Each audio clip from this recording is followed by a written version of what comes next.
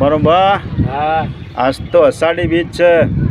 આજ તો રોમાપીની બીજ, જગન્નાથનો આજે વરઘોડો સારો. આજે અષાઢી બીજનું શું મહિમા? આજે અષાઢી બીજનો ખેડૂતોનો મોટામાં મોટો મહિમા વરણનો થોપ ગણાય. અષાઢી બીજ એટલે ખેતી લાયક વરસાદ થયો હોય, ખેડૂતો ખેતી કરવા આજે તૈયાર થઈ રહ્યા હોય. હા, એના વરણનો મોભ ગણાય આજે. વરણનો મોભ ગણાય. બરાબર.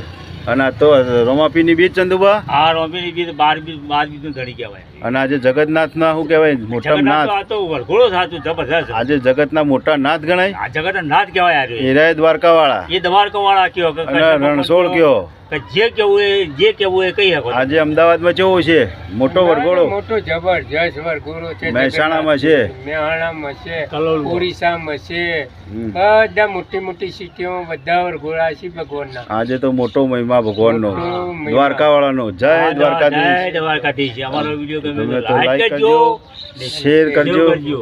કોમેન્ટ કરજો. જય માતાજી, જય દ્વારકાધીશ.